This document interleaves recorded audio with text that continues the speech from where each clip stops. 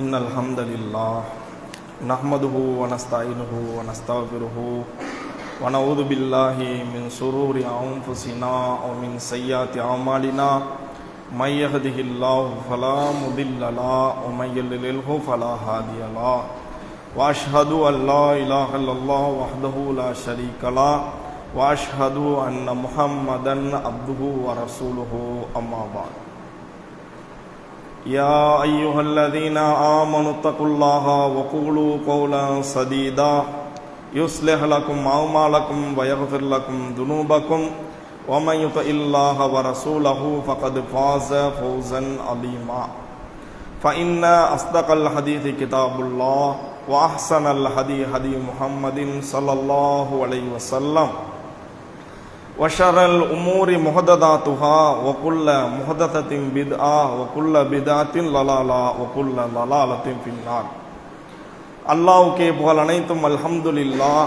சத்திய மார்க்கத்தை எடுத்துரைத்த நபிகள் நாயகம் ஸல்லல்லாஹு அலைஹி வஸல்லம் அன்னார்கள் மீதும் அன்னார்களை பின்பற்றி வாழ்ந்து கொண்டிருக்கின்ற அனைத்து நல்லடியார்கள் மீதும் அல்லாஹ்வினுடைய சாந்தியும் கருணையும் அவனுடைய ரஹ்மத்தும் என்றென்றும் உண்டாகட்டுமாக. இறைவனால் கடமையாக்கப்பட்ட ஜும்ஆ என்ற கடமையை நிறைவேற்றுவதற்காக அல்லாஹ்வினுடைய மாளிகையில் அமர்ந்திருக்கின்ற அல்லாஹ்வின் நல்லடியார்களே, இன்றைய ஜும்ஆ உரையில் நபிகள் நாயகம் ஸல்லல்லாஹு அலைஹி வஸல்லம் அவர்களுக்கு உரிய உதாரணங்கள் என்ற தலைப்பின் கீழ் ஒவ்வொரு முஸ்லிமும் தெரிந்திருக்க வேண்டிய முக்கியமான சில செய்திகளை தெரிந்து கொள்ள இருக்கின்றோம். அன்புள்ள சகோதரர்களே, குர்ஆனில் பல உதாரணங்கள் கூறப்பட்டுள்ளது. நபிகள் நாயகம் ஸல்லல்லாஹு அலைஹி வஸல்லம் அவர்களும் பல உதாரணங்களை சொல்லியிருக்கின்றார்கள். இஸ்லாத்திற்கென்று உதாரணங்கள் இருக்கிறது, குஃபுர் கொள்கைக்கும் உதாரணங்கள் இருக்கிறது, நற்செயல்களுக்கும் உதாரணங்கள் இருக்கிறது, கெட்ட செயல்களுக்கும் உதாரணங்கள் இஸ்லாத்தில் சொல்லப்பட்டுள்ளது. அல் குர்ஆனில் அல்லாஹ் தஆலா சொல்கிறான், வலகத் லரப்னா லின்னாஸி ஃபீ ஹாதல் குர்ஆனி மின் குல்லி மஸலின் லஅல்லஹும் யதக்கரூன். இந்த குர்ஆனில் பல்வேறுபட்ட உதாரணங்களை நாங்கள் சொல்லியிருக்கின்றோம். அந்த உதாரணங்களை கூற காரணம் என்னவென்றால், அந்த உதாரணங்களை கற்று அந்த உதாரணத்தின் ஊடாக நல்ல அறிவுரைகளையும் ஞானங்களையும் நல்லுணர்வையும் மக்கள் பெற்றுக்கொள்ள வேண்டும் என்பதுதான் உதாரணம் சொல்ல நோக்கம் என்று குர்ஆனில் அல்லாஹ் தஆலா நமக்கு சொல்லித் தருகிறார். அல்லாஹ் கூறிய உதாரணங்கள் என்பது ஒரு தனியான தலைப்பு. நபிகள் நாயகம் ஸல்லல்லாஹு அலைஹி வஸல்லம் அவர்கள் கூறிய உதாரணங்கள் என்பது தனியான ஒரு தலைப்பு. இன்று நாம் அறிந்து கொள்ள உள்ள செய்தி என்னவென்றால், நபிகள் நாயகம் ஸல்லல்லாஹு அலைஹி வஸல்லம் அவர்கள் இந்த உதாரணம் தான் எனக்குரிய உதாரணம் என்று, தனக்குரிய உதாரணம் இதுதான் என்று சில உதாரணங்களை சொல்லியிருக்கின்றார்கள். அந்த உதாரணங்களை தான் நாங்கள் ஜும்மாவினூடாக அறிந்து கொள்ள இருக்கின்றோம். புகாரில வரக்கூடிய ஒரு ஹதீஸ், அபூ ஹுரைரா ரலியல்லாஹு அன்ஹு அவர்கள் அறிவிக்கிறார்கள், நபிகள் நாயகம் ஸல்லல்லாஹு அலைஹி வஸல்லம் அவர்கள் சொன்னார்கள், இன்ன மஸலி வ மஸலுல் அம்பியா மின் கப்லி. எனக்கும் எனக்கு முன்னால் அனுப்பப்பட்ட நபிமார்களுக்கும் இடையில் ஒரு உதாரணம் இருக்கிறது. அது என்ன உதாரணம் என்றால், கமஸலி ரஜுலின் பனா பைத்தன். ஒரு மனிதர் ஒரு வீட்டை கட்டுகிறார். ஃபஅஹ்ஸனஹு வ அஜ்மலஹு. அதனை மிக மிக அழகாக கவர்ச்சியாக அந்த வீட்டை கட்டுகிறார். இல்லா மௌலிய லபினதன் மின் ஜாவியத்தின். சம்பூர்ணமாக அழகாக கட்டுகிறார். ஒரு மூலையில் ஒரே ஒரு கல் வைக்கும் இடத்தை தவிர ஒரே ஒரு ஓட்டை, மிச்ச எல்லாத்தையும் அழகாகவே கட்டி முடித்து விட்டார். ஃபஜஅலன் நாசு யதூஃபு பிஹா.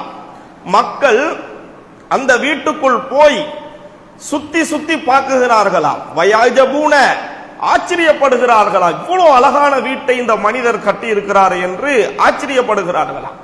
வயகூலூன, வீட்டுக்குள் சென்ற அந்த மக்கள் சொல்றாங்களா, ஹல்லா உலியத் ஹாதி லபனா. இந்த ஒரு செங்கக்கல்லும் வைக்கப்பட்டு இந்த வீடு முழுமை பெற வேண்டுமே என்று மக்கள் சொல்றாங்களாம். நபிகள் நாயகம் ஸல்லல்லாஹு அலைஹி வஸல்லம் அவர்கள் சொன்னார்கள், ஃபஅனல்லபினா, அந்த ஒரு செங்கக்கல் நான் தான், எனவே என் மூலம் அந்த வீட்டில் வைக்கப்பட்டு அந்த வீடு சம்பூர்ணமாகிவிட்டது என்று சொல்லிவிட்டு, வஅன ஹாத்தமுன் நபியீன், நபிமார்களில் நான் தான் இறுதியானவன் என்று நபி ஸல்லல்லாஹு அலைஹி வஸல்லம் சொல்றாங்க. அப்ப நபிகள் நாயகம் ஸல்லல்லாஹு அலைஹி வஸல்லம் அவர்களுக்கும் ஏனைய நபிமார்களுக்கும் உரிய உதாரணம் என்னவென்றால், ஒரு மனிதர் அழகான வீட்டை கட்டுறாரு, எல்லா மக்களும் போய் பார்க்கிறாங்க, ஆச்சரியப்படுறாங்க, அழகான வீடு என்று. ஆனால் ஒரே ஒரு குறை, ஒரே ஒரு இடத்துல ஒரு செங்கக்கல் மாத்திரம் வைக்கப்படாமல் இருக்கிறது. பிறகு அந்த செங்கக்கல்லும் வைக்கப்பட்டு அந்த வீடு சம்பூர்ணமாகி விட்டதா என்று சொல்லிவிட்டு நபி அவங்க சொன்னது என்னன்னா, நான் லாஸ்ட் நபி, எனக்கு பிறகு நபி கிடையாது. அதாவது இறைவனுடைய வகை செய்தி நபிமார்களுக்கு அல்லாஹ் செய்தி சொன்னார். அந்த செய்தி நபிகள் நாயகம் ஸல்லல்லாஹு அலைஹி வஸல்லம் அவர்களுக்கு பிறகு வராது, முற்று பெற்று விட்டது, இதன் பிறகு இன்னொரு நபி வரமாட்டார் என்று நபி ஸல்லல்லாஹு அலைஹி வஸல்லம் சொன்னாங்க. அன்புள்ள சகோதரர்களே, ஏனைய நபிமார்களுடைய மார்க்கமும் சம்பூர்ணமான மார்க்கம் தான், அது குறையுடையது என்று நாம் நினைக்க கூடாது. காலாகாலத்திற்கும் அல்லாஹ் நபிமார்களை அல்லாஹ் அனுப்பி வைத்தான். அந்த நபிமார்கள் மக்களுக்கு போதனை செய்வார்கள். ஈசா நபிக்கு பிறகு நபிமார்கள் வரவில்லை. எனவே நபிமார்களுடைய ஒரு தேவை அக்காலகட்டத்தில் இருந்தது. எனவே அந்த தேவை நபி ஸல்லல்லாஹு அலைஹி வஸல்லம் அவர்கள் மூலம் நிவர்த்தி செய்யப்பட்டு விட்டது என்றால், அனைத்து நபிமார்களும் கட்டியது ஒரே ஒரு கட்டடத்தை தான், அதுதான் தௌஹீத், லா இலாஹ இல்லல்லாஹ் என்ற கொள்கையைத்தான் அனைத்து நபிமார்களும் கட்டியது. நபிகள் நாயகம் ஸல்லல்லாஹு அலைஹி வஸல்லம் அவர்கள் மூலம் இந்த தீன், இந்த மார்க்கம், இறைவனுடைய வகை செய்தி சம்பூர்ணமாக ஆக்கப்பட்டு விட்டது என்று நாங்கள் அறிந்து கொள்ள வேண்டும். அன்புள்ள சகோதரர்களே, ஆத நபியும் லா இலாஹ இல்லல்லாஹ் என்ற கட்டடத்தை தான் கட்டினார். நூஹ் நபியும் லா இலாஹ இல்லல்லாஹ் தான். அனைத்து நபிமார்களுடைய கொள்கையும் ஒன்றே ஒன்றுதான், லா இலாஹ இல்லல்லாஹ். இறுதி நபியின் கொள்கையும் லா இலாஹ இல்லல்லாஹ். குர்ஆன் நெடுகிலும் நீங்கள் பார்க்கலாம், நபிமார்கள் போய் அந்த மக்கள்கிட்ட சொன்னது என்ன? யா கௌமி அபுதுல்லாஹ், மக்களே அல்லாஹ்வை வணங்குங்கள், மாலக்கும் மின் இலாஹின் கைரு, அல்லாஹ்வை தவிர உங்களுக்கு வேறு கடவுள் கிடையாது என்று அனைத்து நபிமார்களும் போய் அந்த மக்கள்கிட்ட சொல்லி இருக்கிறாங்க. எனவே அனைத்து நபிமார்களும் லா இலாஹ இல்லல்லாஹ்வை தான் போதித்தார்கள். எனவே நபிமார்கள் மூலம் போதிக்கும் இந்த கொள்கை இறுதி நபி ஸல்லல்லாஹு அலைஹி வஸல்லம் அவர்கள் மூலம் நிறைவு பெற்று விட்டது என்று நாம் புரிந்து கொள்ளணும். என்றால் இதன் பிறகு எந்த நபியும் வரமாட்டார், இறுதி நபி. புகார்ல வரக்கூடிய இன்னொரு ஹதீஸ பாருங்க, நபி ஸல்லல்லாஹு அலைஹி வஸல்லம் சொன்னாங்க, இன்னலி அஸ்மா, எனக்கு பல பெயர்கள் இருக்கிறது, அன முஹம்மது வ அன அஹ்மத், நான் தான் முஹம்மத், எனக்கு அஹ்மத் என்றும் பெயர் இருக்கிறது. வானல் மாஹி, மாஹி என்று ஒரு பெயர் இருக்கிறது, அதாவது அழிப்பவன் என்ற பெயர். அதுக்கு என்ன விளக்கம்? அல்லது யம்ஹுல்லாஹு பிஹி அல் குஃப்ர, என் மூலம் குஃப்ர் கொள்கையை அல்லாஹ் அழிக்கின்றான். வானல் ஹாஷிர், நான் ஒன்று சேர்ப்பவன் என்ற ஹாசிர் என்ற பெயரும் நபிகள் நாயகம் ஸல்லல்லாஹு அலைஹி வஸல்லம் அவர்களுக்கு இருக்கிறது. அதுக்கு என்ன விளக்கம்? அல்லது யஹ்ஷுருன் நாஸ அலா கதமி, என்னுடைய தலைமையின் கீழ் மறுமையில் அல்லாஹ் மக்களை ஒன்று திரட்டுவான். எனவே ஒன்று திரட்டுபவர் என்ற பெயர் எனக்கு இருக்கிறது.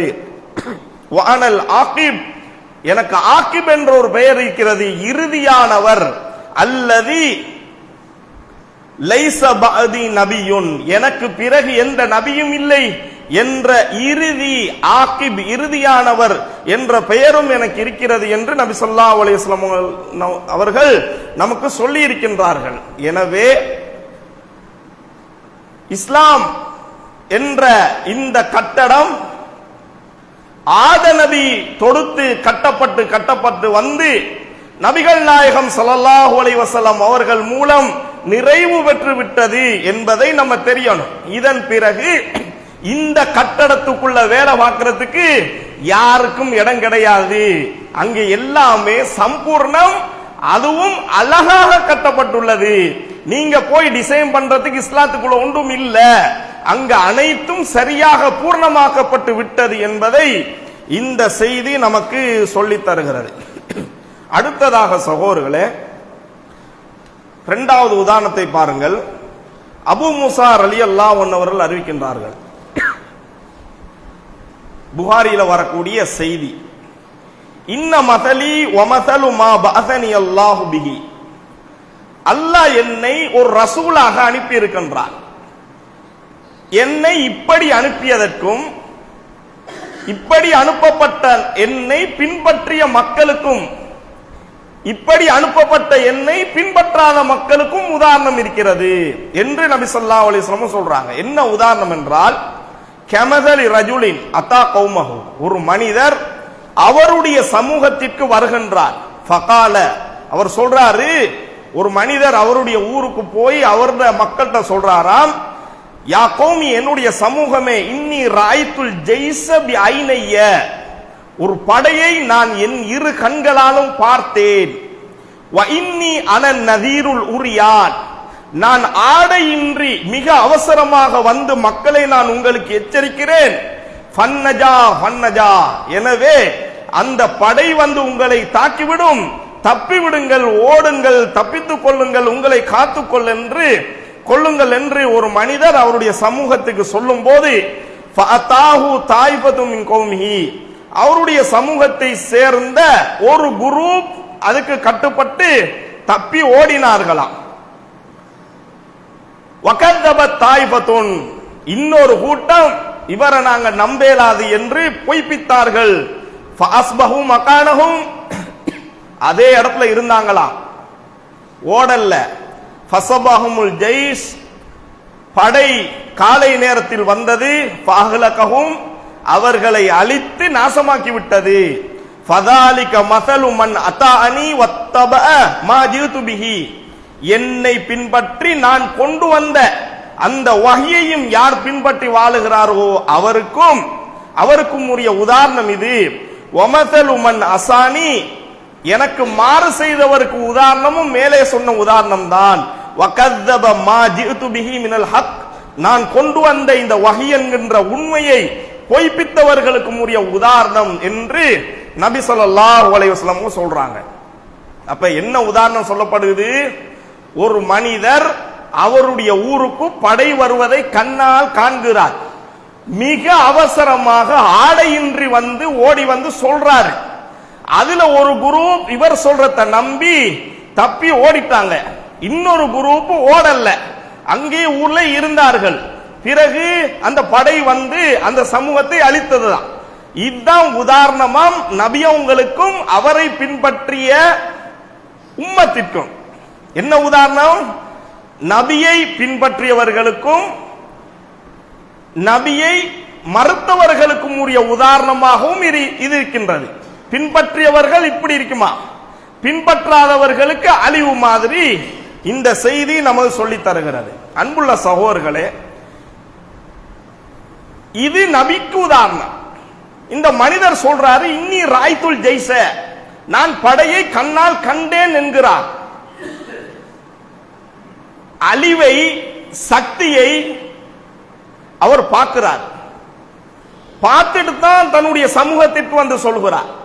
அதுபோன்றுதான் நபிகள் நாயகம் ஸல்லல்லாஹு அலைஹி வஸல்லம் அவர்கள் ஜிப்ரீல் அலைஹிஸ்ஸலாம் அவர்களை கண்டார்கள், வஹீயை கேட்டார்கள், உண்மையை கண்டார்கள். மிஅராஜ் சென்று இறைவனுடைய அரசாட்சியை பார்த்தார்கள். பார்த்தவர் தான் சொல்றாரு, இந்த இஸ்லாம் தான், லா இலாஹ இல்லல்லாஹ் தான் உண்மை என்கிறார். அந்த மனிதர் எப்படி படையை கண்டாரோ நபிகளாரும் பலதையும் கண்டார். கண்டவர் தான் சொல்றாரு, இதுதான் ஹக்கு, இதை நம்புங்க, இந்த இஸ்லாத்தை நம்பவில்லை என்றால் அழிவு என்று அவர் சொல்றார். அந்த மனிதர் நதீருல் உரியான் ஆடை இல்லாம ஓடோடி வந்திருக்கிறார் என்றால் திடுக்கமான ஒரு நிலை வரும்போது, ஒரு பூகம்பம் வரும்போது, நிலநடுக்கம் வரும்போது உடுப்ப உடுத்துட்டிருக்கிறது இல்ல, டக்குன்னு பாஞ்சிட்டு ஓடி வருவாங்க இல்லையா? அது மாதிரி நபியவங்களும் வந்து அவசரமாக சொல்றாங்களா?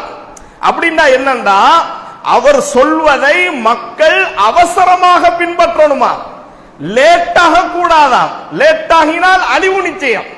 எனவே நபிகளாரின் சொன்ன செய்திகளை பிறகு பார்ப்போம், பிறகு எடுத்து நடப்போம் என்று தள்ளி போட்டால் அழிவு நிச்சயம்.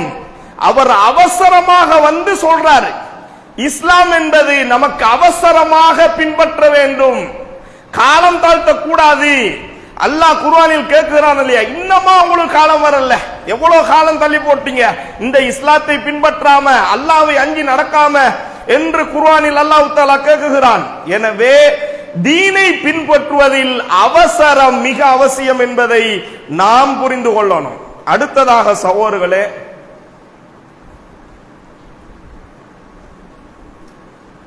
மௌத்து அருகாமையில் இருக்கிறது.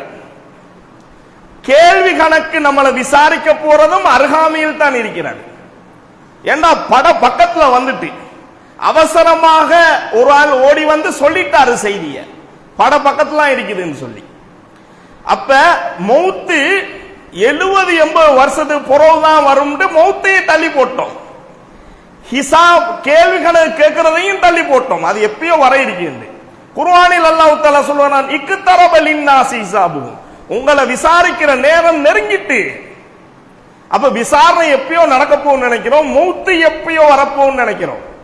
சகோதரர்களே, இறுதி நபி வந்துட்டார், இதுக்கு போற ஒரு நபி வரமாட்டார். இறுதி வேதமும் வந்துட்டு, இதன் பிறகு ஒரு வேதம் வராது. இறுதி உம்மத்தும் தோண்டிவிட்டது, இதன் பிறகு இறுதி உம்மத்தின் இன்னொரு உம்மத்து வராது. உலகுக்கே இறுதி காலம். ஏன் இக்தரபத்தி சாத்து, உலகம் அழிய போகுது. அடையாளம் என்ன? வன்ஷக்கல் கமர், சந்திரனை பாருங்க, அதுவும் பொழந்து ரெடி ஆயிட்டு, எல்லாம் ரெடி. சூரியன், சந்திரன், கோள்கள், இந்த வானம், பூமி, இதுக்கெல்லாம் இறுதி காலம், எல்லாம் லாஸ்டா ஓடுது. ஆனா நம்ம இப்பதான் வாழ்க்கையை ஆரம்பிக்க போற மாதிரி நினைத்துக் கொண்டிருக்கிறோம். சகோதரர்களே, பின்பற்றினால் வெற்றி. அவரை பின்பற்றுவதில் கொஞ்சமாவது சொணங்கினால் அழிவு நிச்சயம். எனவே அந்த நபியை பின்பற்றினால் நஜா கிடைக்கும், வெற்றி கிடைக்கும். அவரை பின்பற்றவில்லையானால் அழிவு நிச்சயம். அந்த படம் வந்து வஜிதாகவும் சின்னாபின்னமாக்கிட்டான். நரகத்துக்குள்ள போடப்பட்டால் சின்னாபின்னமாகி போவோம், அந்த வேதனையை தாங்கிக் கொள்ள மாட்டோம். எனவே மக்களே, மிக்க அவசரமாக இந்த நபியை பின்பற்றுங்கள் என்று இந்த உதாரணம் நமக்கு சொல்லித் தருகிறது. சகோதரர்களே, இந்த மனிதரை பாருங்க, தான் அந்த படையை கண்டுட்டு அவர் மட்டும் ஓடல, தந்த ஊருக்கு வந்து சொல்லிட்டு தான் அவர் ஓடுறார் என்றால் அவருக்கு அந்த ஊர் மீது உள்ள அக்கறையை காட்டுதா இல்லையா? அவசரமா ஓடித்தப்படும், தந்த ஊருக்கும் வந்து சொல்றார் இல்லையா? ஊர் மக்களையும் இந்த அழிவுல இருந்து காப்பாற்றோம் நினைக்கிறார் இல்லையா? அது அவருடைய ஆசை. அந்த சமூகத்தின் மீது அவருக்குள்ள இரக்கம், இதை விட பெரிய இரக்கம் நபி உங்களுக்கு இருந்தது. ஹரீசுன் அலைக்கும் பில் முஃமினீன ரவுஃபுர் ரஹீம். அந்த நபியை குர்ஆனில் அல்லாஹ் தஆலா பாராட்டுகிறான். உங்கள் மீது அவர் ஆசை கொண்டவர், உங்கள் மீது அவர் இரக்கமானவராக இருக்கிறார். உங்க மேல இரக்கம், சமூகத்தின் மீது இரக்கம் அவருக்கு என்று குர்ஆனில் அல்லாஹ் தஆலா நமக்கு சொல்லித் தருகிறார். அன்புள்ள சகோதரர்களே, எச்சரிப்பவர் வந்து சொன்னால் அவர் சொல்றதை தான் கேட்கணும். ஊர்ல என்ன செய்யறாங்கன்னு பார்க்கப்படாது. கொஞ்சம் பேர் ஊர்ல இருந்தாங்க இல்லையா, இவங்க எல்லாம் என்ன நினைச்சிருப்பாங்க, இந்த அவர் போகல இவர் போகல நம்ம போகணுமா, கடைசி வந்து அழிவு. அதனால சகோதரர்களே, ஊரை பார்க்காதீங்க, அந்த தலைவரை பாருங்கள், எச்சரிப்பவரை பாருங்கள், கண்ணால் கண்டவரை பாருங்கள். அவர் எவ்வளவு அவசரமாக வந்து அந்த செய்தியை சொல்றான்னு பாருங்க. தன்னிலையை மறந்து போய் அந்த சமூகத்தின் மீது உள்ள அக்கறையின் காரணமாக செய்தி சொன்னார் பாருங்க. எனவே நம்மீது ஆசை கொண்டு நம்மீது அக்கறை கொண்ட அந்த மாமனிதரை பின்பற்ற வேண்டும். அவர் சொன்னதை கேட்கும் போது வெற்றி. ஊர்ல பாதி பேர் போகலையே என்று சொல்லி, பாதி பேர் பின்பற்றலையே என்று சொல்லி நாங்களும் தீனை பின்பற்றாமல் இருந்தால் பாரிய நஷ்டம் என்பதையும் இந்த செய்தி நமக்கு சொல்லித் தருகிறது. அடுத்ததாக சகோதரர்களே, மூணாவது ஒரு உதாரணத்தை பாருங்கள். மசலி வமசலுக்கும், மக்களை எனக்கும் உங்களுக்கும் உரிய இன்னொரு உதாரணம் என்னவென்றால், கமசலி ரஜுலின் ஔகத நாரன், ஒரு மனிதர் நெருப்பை மூட்டுகிறார். ஃபலம்மா லாத்மா ஹவுலஹு, வெளிச்சம் அதை சூழ வந்தபோது ஃபஜஅலல் ஃபிராஷு வல் ஜனாதிபு யகன ஃபீஹா வஹுவ யதுபுஹுன்ன அன்ஹா, நெருப்பு மூட்டிய போது விட்டில் பூச்சிகளும் ஏனைய பூச்சிகளும் அந்த நெருப்புக்குள்ள வந்து விழுந்து கொண்டிருந்ததா. ஆனா இந்த மனிதரோ அந்த விட்டில் பூச்சிகளை விழ விடாமல் தடுத்து கொண்டிருக்கிறார். இதுதான் மக்களுக்கும் நபி அவங்களுக்கும் உரிய உதாரணம். நபி அவங்க சொல்றாங்க, வான ஆகிதுன் பி ஹுஜிசிக்கும் அனின்னார், நரகத்தில் விழுந்து விடக்கூடாது என்று சொல்லி உங்களின் இடுப்பை பிடித்து கொண்டிருக்கிறேன் நான். வாந்தும் தஃப்லிதூன மின் யதைய, என் கைகளை பறித்து கொண்டு நீங்கள் போய் விழுகின்றீர்கள் நரகத்துக்கு என்று நபி அவங்க சொல்றாங்க. சகோதரர்களே, ஒரு மனிதர் நெருப்பை மூட்டுகிறார். விட்டில் பூச்சிகள் ஏனைய பூச்சி எல்லாம் வந்து அந்த நெருப்புல விழுகுதான். இவர் அக்கறையோட அநியாயமா சாகுதேன்னு சொல்லி அந்த பூச்சிகளை தடுத்து கொண்டே இருக்கிறாராம். அந்த பூச்சிகளோ தட்ட தட்ட மீண்டும் அந்த நெருப்புக்குள்ள விழுவுதா. இது எப்படின்னா, நபியவங்க நம்மட இடுப்பை பிடிக்கிறாங்களா, புடுங்கிறாத, நான் உன்னை காப்பாற்ற வந்திருக்கிறேன் போயிராத என்று சொல்லி பிடிக்கிறாங்களா. ஆனா பிடிக்கக்கூடிய அந்த மனிதனுடைய கையையும் தட்டி விட்டு நான் போறேன் என்று சொல்லி நீங்க நரகில் போய் விழுகிறீர்களே என்று நபி அவங்க சொன்ன செய்தி புகாரி முஸ்லிம்ல எல்லாம் இந்த செய்தி இடம்பெறுகிறது. அன்புள்ள சகோதரர்களே, இந்த விட்டில் பூச்சிகள் ஏன் இந்த நெருப்புக்குள்ள விழுவதுண்டா, இந்த விட்டில் பூச்சிகளுடைய சிந்தனை இந்த நெருப்பில் நமக்கு உணவு இருக்கிறது, சுகபோகம் இருக்கிறது என்று நினைக்கிறாங்க. அப்ப அழிவை சுகம் என்று இந்த விட்டில் பூச்சிகள் விளங்கி இருக்கின்றது. சகோதரர்களே, பாவமான காரியங்கள் இருக்கலையா, நபி அவங்க அதெல்லாம் தடுத்தாங்க. ஆனா அதுல நமக்கு இன்பம் இருக்கிறது, சுகம் இருக்கிறது போன்று தெரியும். ஏமாறப்படாது. வெளியில் அழகாக தெரியும், உள்ள பெரும் ஆபத்தாக இருக்கும். எனவே நபி அவங்க தடுத்ததை தடுத்து வாழுங்கள் என்பதை இந்த ஹதீஸ் நமக்கு சொல்லித் தருகிறது. தீமைகள் அழகாக தெரியும், அந்த நெருப்பில் எப்படி தனக்கு உணவு இருக்கும் என்று இந்த விட்டில் பூச்சிகள் நம்பி ஏமாந்ததோ நாசமாகியதோ அதுபோன்று பாவமான காரியங்கள்ல போய் நீங்கள் நாசமாகி விடாதீர்கள். உங்கள் மனைவியை விட பிறர் மனைவி அழகாக தெரியலாம், ஆனால் நெருப்பது, அந்த வெளிச்சத்துக்குள்ள உங்களுக்கு அழிவு இருக்கிறது, அது அழகு கிடையாது. இந்த விட்டில் பூச்சிக்கு நெருப்பு அழகாக தெரிந்தது, அதுல தனக்கு சுகமான வாழ்க்கை இருக்கிறது, நம்ம நீடூடி வாழலாம் என்று அதுக்குள்ள போகுது, ஆனா அழிவு. அது மாதிரி சகோதரர்களே, மதுபானத்துல உங்களுக்கு இன்பம் டேஸ்ட் தெரியலாம், ஆனா அது நெருப்பு என்று விளங்குங்கள். இந்த விட்டு பூச்சிக்கு எப்படி அதுல சுகம் இருக்கிறது என்று நம்பி ஏமாந்ததோ அதுபோன்று அன்புள்ள சகோதரர்களே, அது மாதிரி பிற மனிதர்கள் மீது பழி சுமத்தும் போது, அவதூறு சொல்லும் போது, மானபங்கப்படுத்த போது டேஸ்டுமாய் உங்களுக்கு தெரியும். சகோதரர்களே, அதுல நமக்கு அழிவு இருக்கிறது என்று நாங்கள் புரிந்து கொள்ளணும். வட்டி எடுக்கும் போது சுகமாக தெரியும், ஏமாந்திரப்படாது, அது நெருப்பு, அது நமக்கு கேடு என்று தெரியணும். வரதட்சணை வாங்கும் போது அதுல பெரும் சுகமான வாழ்க்கை இருக்கிறது, எதிர்காலம் இருக்கிறது என்று மனிதன் நம்புவான். ஆனா அது ஹராமானது, அதை நம்ம உண்ணக்கூடாது, அது சாப்பிடக்கூடாது, கூடாது என்று நாம் தெரியணும். எனவே சுகம் தேடி ஓடி அழிவில் விழுந்த இந்த பூச்சிகளை பார்க்கலாம். அன்புள்ள சகோதரர்களே, இந்த விட்டில் பூச்சிகள் தட்ட தட்ட வந்துச்சான். குர்ஆன்ல பாருங்க, சில விஷயங்கள் திருப்பி திருப்பி வானாம் வானாம் வானாம் வானாம் முடியுது. ஆனா திருப்பி திருப்பி அந்த பாவத்தை செய்யறோம். அப்ப தொழுங்கள் தொழுங்கள் என்று திருப்பி திருப்பி 80 தடவைக்கும் மேல யாரு ஆசைப்படுறோம் அதை பின்பற்றோம்னு சொல்லி, அப்ப தட்ட தட்ட அந்த பூச்சிகள் மீண்டும் விழுதலையா? அப்ப கொத்துபாக்களினூடாக பயான் நிகழ்ச்சிகளினூடாக எத்தனை தடவை இந்த பாவத்தை விடுங்கள் விடுங்கள் என்று சொல்லப்பட்டும் திருப்பியும் போய் அந்த பாவத்தை செய்யறோமா இல்லையா? இந்த விட்டில் பூச்சிகள் எப்படி அந்த நெருப்பில் விழுவது போன்று இந்த பாவத்தில் விழுகிறோமா இல்லையா சகோதரர்களே? சிந்திக்கணுமா இல்லையா சகோதரர்களே? போதை வஸ்து பாவித்து ஒரு தடவை நீ உள்ள போய் வந்தாய், உன் மானம் போனது, உனக்கு இழிவு ஏற்பட்டது, திருப்பியும் அந்த பாவத்தை செய்யறானா இல்லையா? இந்த வஸ்துக்களை பாவித்து உனக்கு ஹார்ட் அட்டாக் வந்து நீ ஹாஸ்பிட்டல்ல இருந்த, ஹாஸ்பிட்டல்ல இருந்து வந்து மீண்டும் அதே பாவம். அப்ப துன்பங்கள் வந்த பிறகும், இழிவு வந்த பிறகும், வேண்டாம் வேண்டாம் என்று சொல்லப்பட்டதன் பிறகும் மீண்டும் மீண்டும் போய் அந்த பாவத்தை செய்கிறோம் என்றால் இந்த விட்டில் பூச்சிகளின் அழிவு போன்றுதானே நம்முடைய அழிவும் என்று நாம் புரிந்து கொள்ளணும் சகோதரர்களே. இடுப்ப பிடிச்சி தடுக்கிறாங்கன்னா என்ன அர்த்தம் என்றால், அவ்வளோக்கு இரக்கம் அவர்.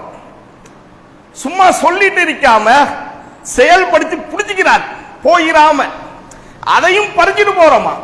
அந்த அளவுக்கு நபி ஸல்லல்லாஹு அலைஹி வஸல்லம் அவர்கள் சகோதரர்களே நம்மளை தடுக்கிறாங்க. ஒவ்வொன்றா சொல்லி இப்படி செய்யாதீங்க அப்படி செய்யாதீங்க என்று எல்லா வழியிலையும் நம்மளை தடுத்து வச்சுக்கிறாங்க.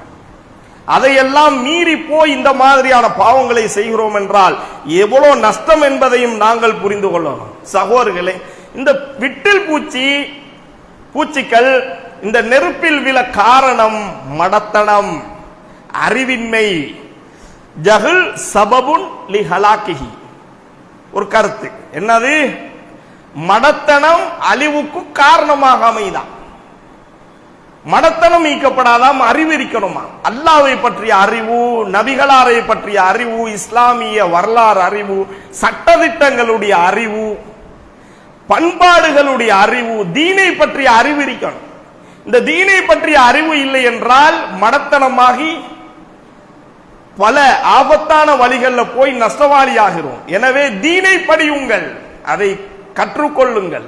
பயான் நிகழ்ச்சிகள் நடக்கும் போது அதில் அமர்ந்து அதை கேளுங்கள். கேட்காம படிக்காம இருந்தால் மடத்தனம் இருக்கும். அந்த மடத்தனம் நம்மளை அழிவில் விட்டு சென்று விடும் என்பதையெல்லாம் விளங்கி நாம் இந்த நபிகளாரை பின்பற்றி வாழ வேண்டும். வல்ல ரஹ்மான் நம் அனைவருக்கும் அருள் செய்வானாக. வாஹிரு தஅவானா அல்ஹம்துலில்லாஹி ரப்பில் ஆலமீன்.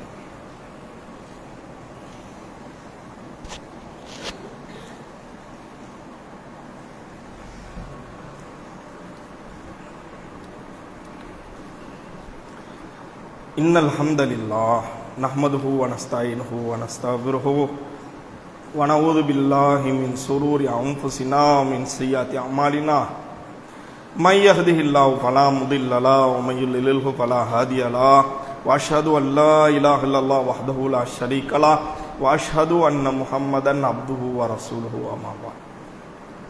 அன்புள்ள சகோதரர்களே, புகாரியில் வரக்கூடிய இன்னொரு உதாரணத்தையும் நாங்கள் தெரிந்து கொள்வோம். நபிகளார் ஸல்லல்லாஹு அலைஹி வஸல்லம் அவர்கள் அமர்ந்து கொண்டிருக்கும் போது 2 மலக்குமார்கள் வந்து இவருக்கு இதுதான் உதாரணம் என்று அவ்விருவரும் பேசிக்கொண்டார்கள். இதை நபி ஸல்லல்லாஹு அலைஹி வஸல்லம் அவர்கள் நமக்கு சொல்லித்தாராங்க.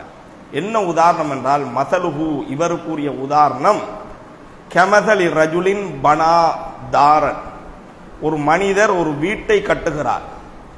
வஜால ஃபீஹா மதுபா, வீட்டை கட்டிவிட்டு அதில் ஒரு சாப்பாட்டையும் ஏற்பாடு பண்றார். வபஅஸ தாயியன், ஒரு மனிதரை அழைப்பாளராக ஆக்கி அந்த சாப்பாட்டுக்கு வரும்படி ஒரு ஆளை அனுப்பி வைக்கிறார். மக்கள்கிட்ட சொல்லி சாப்பாட்டுக்கு கூப்பிடுங்க அப்படின்ட்டு. ஃபமன் அஜாப தாயிய தஹல தார் வ அக்கல மினல் மதுபா, யார் இந்த அழைப்பாளரின் அழைப்புக்கு பதிலளித்தார்களோ அவர்கள் வீட்டுக்குள்ளும் வந்து சாப்பிட்டார்கள். ஒமல்லம் யுஜிபு தாயிய, எவர் இந்த அழைப்பாளருக்கு பதில் அளிக்கவில்லையோ, அவர் கூப்பிட்டு போகலையோ, லம் எதுகுலி தார, அவர்கள் வீட்டுக்குள் செல்லவும் இல்லை. வலம் யவுக்குல் மினல் மதுபா, சாப்பாடும் இவர்களுக்கு இல்லை, சாப்பிடவும் இல்லை என்று நபி ஸல்லல்லாஹு அலைஹி வஸல்லம் சொல்றாங்க. ஒரு மனிதர் ஒரு வீட்டை கட்டி சாப்பாடெல்லாம் ஏற்பாடு பண்ணி ஊர் மக்களை அழைக்கிறதுக்காக வேண்டி அவர் போகல, இன்னொரு ஆளை அனுப்பி வைக்கிறார். அவர் போய் மக்களை எல்லாம் கூப்பிடுறாரு. பல பேர் வந்தாங்க, வீட்டுக்குள்ளேயும் வந்தாங்க, சாப்பிட்டாங்க. சில பேர் வரல, அதனால அவங்களுக்கு வீட்டுக்குள்ள வரவும் இல்லையா, சாப்பாடும் இல்லையா. எனவே இது நபிகள் நாயகம் ஸல்லல்லாஹு அலைஹி வஸல்லம் அவர்கள் கூடிய உதாரணம். அந்த அழைப்பாளர் அவர் தான், சாப்பாட்டுக்கு கூப்பிட்டார் இல்லையா, அவரு நபிகள் நாயகம் ஸல்லல்லாஹு அலைஹி வஸல்லம் அவர்கள். வீட்டை கட்டியவர் அல்லாஹ். வீடு என்பது சுவர்க்கலோகம். அந்த சுவர்க்கத்துக்கான அழைப்பாளர் தான் நபிகள் நாயகம் ஸல்லல்லாஹு அலைஹி வஸல்லம் அவர்கள். அந்த சுவர்க்கத்துக்குள் என்ன இருக்கிறது என்றால் இன்பகரமான சாப்பாடு. எனவே இந்த அழைப்பாளரின் அழைப்புக்கு பதிலளித்து அவர் கூப்பிட்டு போனால், அவர் அழைத்த வீட்டுக்கு சென்றால் வீட்டுக்குள்ளையும் போகலாம், சொர்க்கத்துக்குள்ளையும் அந்த சாப்பாடும் கிடைக்கும். அப்ப நபிகள் நாயகம் ஸல்லல்லாஹு அலைஹி வஸல்லம் அவர்கள் அழைத்து நாங்கள் சென்றால், அவரை பின்பற்றினால் சுவர்க்கத்துக்குள் செல்லலாம், இன்பகரமான சாப்பாடையும் சாப்பிடலாம். நபிகள் நாயகம் ஸல்லல்லாஹு அலைஹி வஸல்லம் அவர்களுடைய அழைப்புக்கு நாம் பதிலளிக்கவில்லையானால் சொர்க்கத்துக்குள்ள போகவும் இயலாதான், சாப்பாடும் கிடைக்காதான். இப்ப இந்த அழைப்பாளர் சாப்பாட்டுக்கு நம்மளை அழைக்கிறார் இல்லையா, சுவர்க்கத்தின் பால் அழைக்கிறார் இல்லையா, இந்த அழைப்பாளரை நாங்கள் ஏற்று அவரின் அழைப்புக்கு நாங்கள் பதிலளிக்கின்றோமா என்று நாம் சிந்திக்கணும். அந்த நபியை பின்பற்றினால் ஜென்னா கிடைக்கும். இந்த அழைப்பாளர் கூப்பிட்டு போனால் சாப்பாடு கிடைக்குது இல்லையா, அது மாதிரி நபிகள் நாயகம் ஸல்லல்லாஹு அலைஹி வஸல்லம் அவர்கள் அழைத்து போனால் நமக்கு இன்பகரமான வாழ்க்கை கிடைக்கும். இன்றைக்கு மனிதனை பாருங்க, யாரு கூப்பிட்டாலும் போவான், நபி அழைத்தால் தவிர. உம்மா கூப்பிட்டா, வாப்பா கூப்பிட்டா, நண்பர்கள் கூப்பிட்டா, ஊரு கூப்பிட்டா, யாரு கூப்பிட்டாலும் போறான், சைத்தான் கூப்பிட்டாலும் போறான். ஆனா நபிக்கு மட்டும் நோன்றான். நபி வழிண்டா வரையலாது, அவர் அழைப்புக்கு எங்களுக்கு பதில் தர இயலாது. மிச்சம் எல்லார் யாரு கூப்பிட்டாலும் வருவோமா? சகோதரர்களே, நபி அழைத்தால் கட்டாயம் போய் ஆகணும். சொணங்கி வருகிறேன் என்று சொல்லக்கூடாது. ஏன்னா சாப்பாடு முடிஞ்சிடும், காலம் முடிஞ்சிடும். அந்த டேட்டுக்குள்ள போகணும், அப்பதான் அந்த சாப்பாடு கிடைக்கும். அப்ப நபிகள் நாயகம் ஸல்லல்லாஹு அலைஹி வஸல்லம் அவர்கள் அழைக்கும் போது நமக்கு டேட் வழங்கப்பட்டிருக்குது, 60, 70, 80 வருஷம், அதோட போயிடுவோம். அந்த காலத்துக்குள்ள அவருடைய அழைப்புக்கு நாம் பதிலளித்து விட வேண்டும். இல்லாட்டி சாப்பாடு மிஸ் ஆகிரும், ஜென்னா மிஸ் ஆகிறோம், வீடு மிஸ் ஆகிறோம். எனவே சகோதரர்களே, நபிகள் நாயகம் ஸல்லல்லாஹு அலைஹி வஸல்லம் அவர்கள் அழைத்தால் கட்டாயம் போகணும். சொணங்கி வருகிறேன் என்று சொல்ல இயலாது, லேட்டாகி வாரேன் என்று சொல்ல இயலாது, அடிபணிஞ்சே ஆகணும்.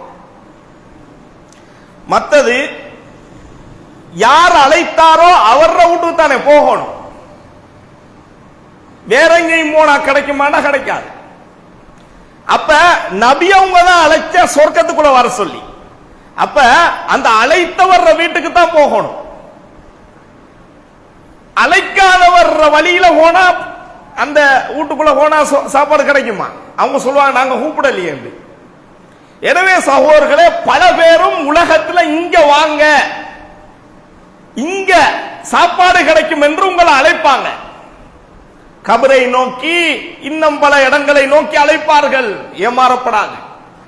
அழைத்தவர் வீட்டுக்கு தான் போகணும், அங்கதான் சாப்பாடு ஏற்பாடு இருக்கிறது. நீங்க வேற எங்கேயும் போய்த்துட்டு எனக்கு சொர்க்கம் வேணும்டா, இவரை பின்பற்றினாதான் சொர்க்கம் கிடைக்கும்.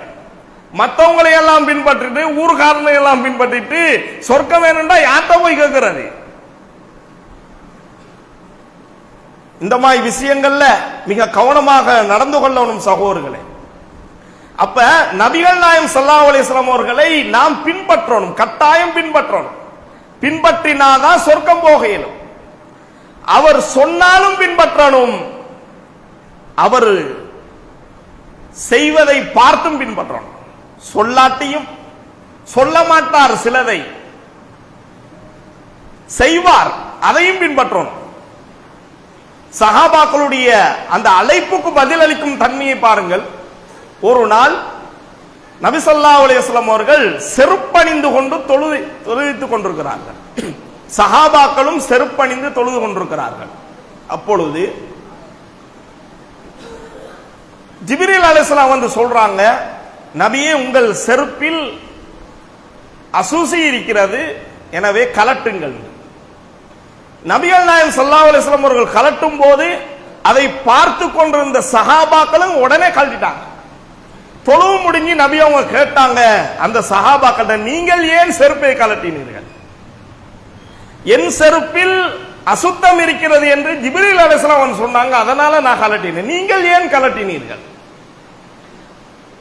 சஹாபாக்கள் சொன்னாங்கள், நபியே, நீங்கள் கலட்டுவதை கண்டோம், நாங்க கலட்டுறோம். இதான் ஃபாலோ, இத்திபா, பின்பற்றுதல். சொல்ல மாட்டார், செய்வதை பார்த்தே பின்பற்றோம். அதாங்க அழைப்பாளருக்கு பதிலளிக்கின்றது. இப்படியெல்லாம் பார்த்து பார்த்து பின்பற்றணும். அவர் போற வழியெல்லாம் போகணும். அவருடைய பேச்சை பார்க்கணும், சிந்தனையை பார்க்கணும், அவருடைய தொழுகையை பார்க்கணும், அவருடைய வணக்க வழிபாடுகளை பார்க்கணும். பார்த்து அனைத்திலும் அவரை பின்பற்றி அவர் வழியில போகணும். அந்த மாதிரியான ஒரு அழைப்பாளர் தான் நபிகள் நாயகம் ஸல்லல்லாஹு அலைஹி வஸல்லம் அவர்கள். சகோதரர்களே, எனவே இந்த அழைப்பாளருக்கு நாம் பதிலளிக்க வேண்டும். அப்படி பதிலளித்தால் சுவர்க்கம் கிடைக்கும், சுவர்க்க இன்பங்களும் கிடைக்கும். அந்த அழைப்பாளருக்கு பதிலளிக்கவில்லையானால் ஜன்னாக்குள்ள போக இயலாது, சொர்க்க பாக்கியமும் இழந்து விடுவோம். எனவே சகோதரர்களே, அந்த நபிகள் நாயகம் ஸல்லல்லாஹு அலைஹி வஸல்லம் அவர்களை என்றும் பின்பற்றணும், அனைத்திலும் பின்பற்றணும். அவர் வழிதான் வெற்றியின் வழி. அவரின் வழியில் சென்றால்தான் ஜன்னாவை அடையலாம் என்பதை விளங்கிக் கொள்ள வேண்டும். வல்ல ரஹ்மான் நம் அனைவருக்கும் ஜன்னத்துல் ஃபிர்தௌஸ் என்கின்ற உயர்தரமான சுவர்க்கத்துள் நுழையக்கூடிய பாக்கியத்தை நம் அனைவருக்கும் தந்தருவானாக. வாஹிரு தஅவானா அல்ஹம்துலில்லாஹி ரப்பில்